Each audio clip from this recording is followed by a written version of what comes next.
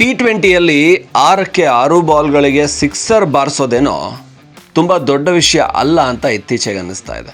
ಆದರೆ ಇದನ್ನು ಎಲ್ಲರೂ ಮಾಡೋದಕ್ಕೂ ಕೂಡ ಸಾಧ್ಯ ಆಗಲ್ಲ. ಯಾಕೆಂದರೆ ಸಿಕ್ಸರ್ಗಳನ್ನು ಬಾರಿಸೋದೇನೋ ಲೀಲಾಜಾಲವಾಗಿ ಮಾಡ್ತಾರೆ.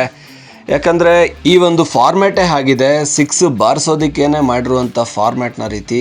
ಚುಟುಕು ಕ್ರಿಕೆಟಲ್ಲಿ ಯಾರು ಬೇಕಾದರೂ ಸಿಕ್ಸರ್ಗಳನ್ನು ಬಾರಿಸ್ತಾರೆ. ಆದರೆ ಅದನ್ನು ಒಂದೇ ಓವರ್ನಲ್ಲಿ 6 ಸಿಕ್ಸ್ ಬಾರಿಸಿರೋದು ತೀರಾ ಅಪರೂಪ. ಆದರೆ ನಿನ್ನೆ ಪಂದ್ಯದಲ್ಲಿ ಸತತವಾಗಿ 6 ಬಾಲ್ಗೆ 6 ಸಿಕ್ಸರನ್ನು ರಿಯಾನ್ ಪರಾಗೇನೋ ಬಾರಿಸಿದ್ರು. ಆದರೆ ಒಂದೇ ಓವರ್ನಲ್ಲಿ ಬಾರಿಸಲಿಲ್ಲ. ಹಾಗಾಗಿ ಒಂಥರ ಜಸ್ಟ್ ಮಿಸ್ ಅಂತ ಅನ್ನಿಸ್ತು. ಅದರ ಜೊತೆಗೆ ಅವರ ಸೆಂಚುರಿ ಕೂಡ ಮಿಸ್ ಅನ್ನಿಸ್ತು.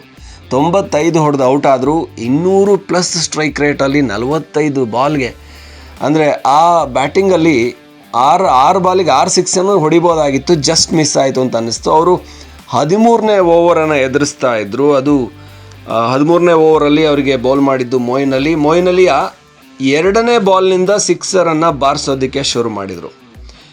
ಅದು ಆ ಒಂದು 2ನೇ ಬಾಲಿಂದ 6ನೇ ಬಾಲ್ವರೆಗೂ 5 ಬಾಲ್ ಸಿಕ್ಸ್ ಬಾರಿಸಿದರು. ಅದಾದ ನಂತರ 14ನೇ ಓವರಲ್ಲಿ ವರುಣ್ ಚಕ್ರವರ್ತಿಯ ಅವರಿಗೆ 2ನೇ ಬಾಲ್ ಸಿಕ್ತು.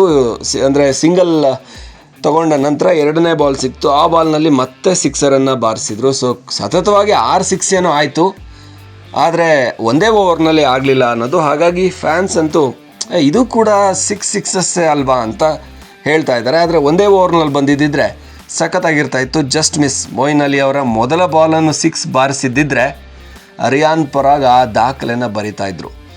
ಹೀಗೆ ಕೆಲವರು, ಅಂದರೆ ಯಶ್ ದಯಾಳ್ ಬೌಲಿಂಗಲ್ಲಿ ರಿಂಕು ಸಿಂಗ್ ಕೂಡ ಬಾರಿಸಿದ್ದು, ಇದು ಭಾಳಷ್ಟು ವೈರಲ್ ಆಗಿತ್ತು. IPL ಎಲ್ಲದನ್ನೂ ಕೂಡ ಪಾಸಿಬಲ್ ಮಾಡ್ತಾ ಇದೆ.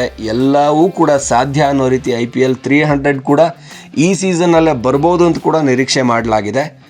ಇನ್ನು 6 ಸಿಕ್ಸಸ್ ಕೂಡ ಬರ್ಬೋದು ಇನ್ಯಾರಾದರೂ ಬ್ಯಾಟ್ಸ್ಮನ್ಗಳು. ಯಾಕೆಂದರೆ ಯಂಗ್ಸ್ಟರ್ಸ್ ಹೊಸದಾಗಿ ಬರ್ತಾ ಇರುವಂಥ ಎಮರ್ಜಿಂಗ್ ಪ್ಲೇಯರ್ಸ್ ಶತಕಗಳನ್ನು ಬಾರಿಸ್ತಾನೆ ಬರ್ತಾ ಇದ್ದಾರೆ. ಪ್ರಿಯಾನ್ಶ್ ಆರ್ಯ ಥರದವರು, ಹಾಗೆ ಸೂರ್ಯವಂಶಿ ಥರದವರು, ವೈಭವ್ ಸೂರ್ಯವಂಶಿ.